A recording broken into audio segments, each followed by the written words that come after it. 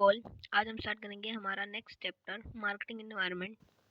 हमारा next part जो कि हमने पहला पार्ट हमने फर्स्ट वीडियो में कवर कर लिया, जहाँ पे हमने माइक्रो मार्केटिंग एनवायरनमेंट फैक्टर्स पढ़े थे। आज हम पढ़ेंगे macro marketing environment factors. Fundamentals of marketing book है हमारी वीके पब्लिकेशंस की, जो हमारी केयू के जीजेयू और बहुत सारी यूनिवर्सिटीज़ में और लगी है। सीआरएस यूनिवर्सिटी, इन सारी यूनिवर्सिटी में यही बुक लगी हुई है और आपको ये MBA MCOM BA BCOM BBA सब में हेल्पफुल है। तो करते हैं स्टार्ट। तो सबसे पहले हम देखते हैं हमारे माइक्रो एनवायरनमेंट फैक्टर्स कौन से होते हैं, इनके अंदर कौन कौन से पार्ट्स आते हैं। हमारे आते हैं इसके अंदर demographic environment, economic environment, technological environment, competitive forces, socio cultural environment, consumer demand, political environment, ecological environment और लीगल एनवायरनमेंट। ये सारे हमारे जो फैक्टर्स हैं वो हमारे किस में आते हैं, मैक्रो एनवायरनमेंट में। सबसे पहले इसमें जो फैक्टर है वो हम डिटेल में पढ़ेंगे, उसका नाम है डेमोग्राफिक एनवायरनमेंट। वो क्या होता है? Demographic factors include detail about the population structure, age group, income group, division according to sex, marital status, occupation, profession etcetera. इसके अंदर हमारे कौन से फैक्टर्स आते हैं जो हमारे से रिलेटेड है, पर्सनली जो हमारे से रिलेटेड है, जैसे एज ग्रुप हो गया, इनकम हो गया, एजुकेशन होगी, सेक्स हो गया, मेल है फीमेल, ऑक्यूपेशन हो गया, प्रोफेशन हो गया। ये सारी चीज़ें हमारे किस में आते हैं, डेमोग्राफिक इन्वायरमेंट में। इसके बाद हमारा नेक्स्ट है इकोनॉमिक इन्वायरमेंट। इकोनॉमिक इन्वायरमेंट के अंदर हमारा आता है सप्लाई, मनी की सप्लाई होगी कि हमारे मतलब कितनी हमारी इनकम आ रही है, कितने हमारे खर्चे हो रहे हैं। ये सारी चीज़ें हम किसमें देखते हैं, इकोनॉमिक इन्वायरमेंट। इसके अंदर डिमांड सप्लाई ये सारी चीज़ें हम इसके अंदर ही देखते हैं। इसके बाद हमारा social and cultural environment. Third हमारा social and cultural environment.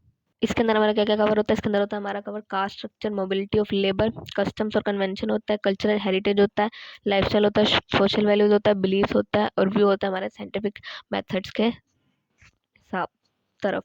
Social and cultural के अंदर हमारे और भी बहुत सी आ जाती है कि हमारा कास्ट वगैरह क्या होगी, सोशल वैल्यूज क्या, हम किस रिलीजन को मानते हैं, ये सारी चीज़ हमारी सोशल और कल्चरल के अंदर आती है। इसके बाद नेक्स्ट हमारा political and legal environment. It is also known as public policy environment. इसके अंदर क्या आता है, जो हमारी पब्लिक से रिलेटेड होता है, हमारी पॉलिटिकल पार्टी से रिलेटेड होता है, कुछ रूल्स और रेगुलेशंस बना दिए गवर्नमेंट ने, ये सारे हमारे लीगल इन्वायरमेंट के अंदर। पॉलिटिकल के अंदर हमारे आगे जो पार्टीज वगैरह की वर्किंग चलती है, ये सारी हमारी पॉलिटिकल और लीगल इन्वायरमेंट के अंदर आ जाती है। इसके बाद हमारी टेक्नोलॉजिकल इन्वायरमेंट। टेक्नोलॉजिकल अंदर हमारी वही आ गई कि नई नई टेक्नोलॉजीज आ रही है, नई नई चीज़ें जो आ रही हैं हमारी साइंस में, वो सारी हमारी टेक्नोलॉजिकल इन्वायरमेंट के अंदर आ जाती है। इसके बाद हमारी आती है टेक्नोलॉजी, जिसके अंदर हमारी नई नई टेक्नोलॉजी के बारे में हम बात करते हैं।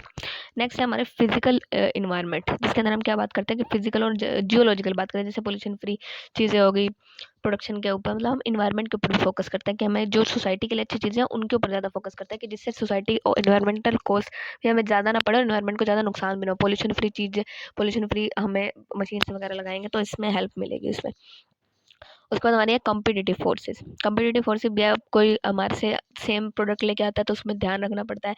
ये फैक्टर से भी, इन फोर्सेस से भी हमारा मार्केटिंग एनवायरनमेंट अफेक्ट होता है। इसके बाद हमारा कंज्यूमर डिमांड। कंज्यूमर डिमांड अब यह है कि वो चेंज होती रहती है।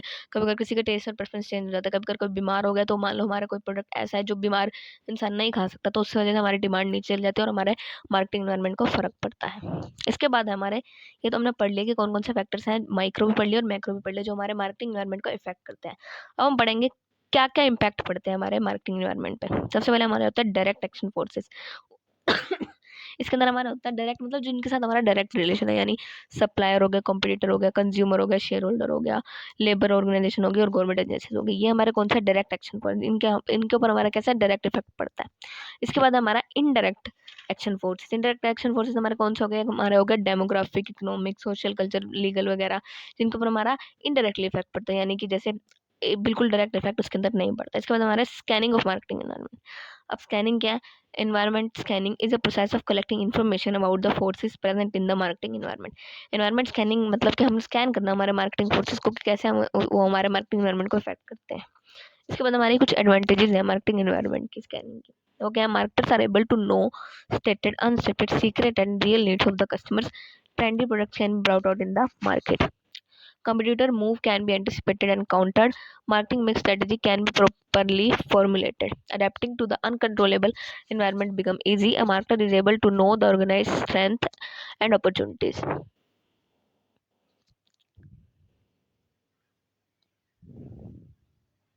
इसके बाद ये जो टॉपिक है ग्रोइंग रेफरेंस वाला, ये आप छोड़ भी सकते हो, एक बार इसको रीड आउट कर लेना, इसके अंदर ज़्यादा कुछ इंपॉर्टेंट नहीं है। इसके बाद हमारे कुछ फैक्टर्स हैं जो मार्केटिंग एनवायरनमेंट पे सिर्फ इंडिया में इफेक्ट करते हैं। इंडिया में क्या क्या प्रॉब्लम्स है मार्केटिंग की, वो हम डिस्कस कर लेते हैं। इंडिया में क्या, lack of train marketing personnel. हमारे पास अभी इस फिलहाल की अगर हम बात करें तो हमारे पास इतने ट्रेनिंग, जो हमारे मार्केटिंग के जो ट्रेन पर्सन है वो नहीं है हमारे पास इतने। उसके बाद क्या, लैक ऑफ प्रोडक्ट प्लानिंग, हम प्रोडक्ट प्लान करके नहीं चलते। अगर प्लानिंग करके चलें तो चीज़ें बहुत अच्छी तरीके से हो सकती हैं। और मार्केटिंग रिसर्च भी नहीं हो पाती इंडिया में, क्योंकि इंडिया बहुत वास्ट, बहुत बड़ी पॉपुलेशन है इंडिया की, इसमें मार्केटिंग रिसर्च करना बहुत मुश्किल हो जाता है।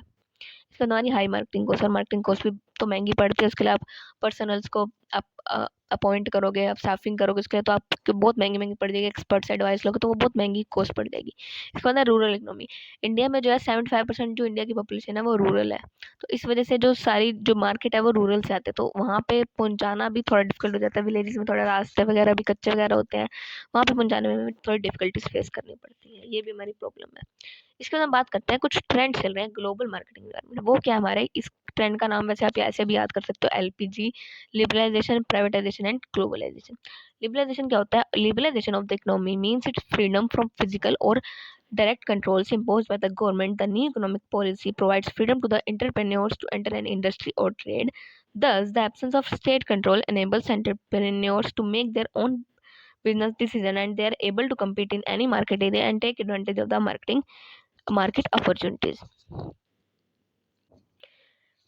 लिबरलाइजेशन होता है कि अगर हमने कुछ फिजिकल और डायरेक्ट कंट्रोल लगा दी है, गवर्नमेंट ने कोई कंट्रोल लगा दिया, तो हम उस चीज़ में ट्रेड नहीं कर सकते, उस मार्केट में हम नहीं घुस सकते। अगर लिबरलाइजेशन की कुछ पॉलिसीज लगी है, कुछ हमें रूल्स एंड रेगुलेशंस फॉलो करनी पड़ती है उस कंट्री की गवर्नमेंट की, उस कंट्री में वर्क करने, उस कंट्री में अपनी मार्केट जमाने के लिए। इसके बाद हमारी privatisation. Privatisation is the general process of involving the private sector in the ownership और open of state owned enterprises.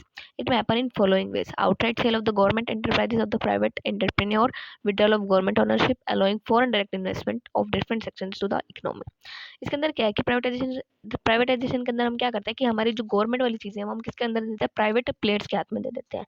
Government अपना हिस्सा वहाँ से निकाल लेते हैं और प्राइवेट कंपनीज को मौका देते हैं कि वो इसमें पार्टिसिपेट करें। इसके बाद हमारी ग्लोबलाइजेशन। ग्लोबलाइजेशन क्या होती है, globalisation means integrating the economy of a country with the economies of countries under the condition of free flow of trade and capital and movement of persons of borders. Globalisation क्या होता है, integrate करना country से, और country, एक country दूसरी country के साथ, दूसरी और बहुत सारी नई नई कंट्रीज के साथ जब ट्रेड करने लगती है उसको हम ग्लोबलाइजेशन कहते हैं। ग्लोबल मतलब ऑल ओवर द वर्ल्ड। इसके बाद हमारी कुछ, ये ग्लोबल मार्केटिंग है, ये वही होगा कि जब company more than one country के अंदर ट्रेड करती है तो हम उसको ग्लोबल मार्केटिंग कह देते हैं। इसके कुछ इम्पैक्ट है, इम्पैक्ट क्या पड़ते हैं, ऑप्टिमम यूटिलाइजेशन हो जाती है रिसोर्सेज की, क्योंकि बाहर से बहुत ज़्यादा ऑर्डर मिलने लग जाता है तो यूटिलाइजेशन हो जाती है। इसकी ग्रेट प्रोडक्टिविटी भी बहुत ज़्यादा है। हायर स्टैंडर्ड ऑफ लिविंग हो जाता है इंडिया के लोगों का उस कंट्री का। इंटरनेशनल रिलेशंस हो जाते हैं, बूस्ट आ जाता है स्मॉल स्केल इंडस्ट्रीज में, इंसेंटिव्स भी मिलते हैं एक्सपोर्ट ओरिएंटेड यूनिट्स को।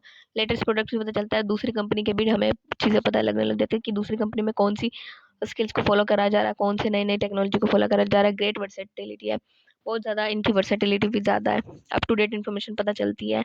और इसके बाद है डेवलप कम्पिटेटिव स्किल्स, और all over India, all over the world हम compete कर सकते हैं लोगों के साथ, और कम्पिटेटिव स्किल्स भी हमारी जनरेट हो जाती हैं। इसके बाद इसके कुछ ये लॉन्ग क्वेश्चन हैं, इसको अच्छे से कर लेना। इसके बाद तो कुछ भी आ ही नहीं सकता, क्योंकि सारे क्वेश्चन सेम से ही बनते हैं।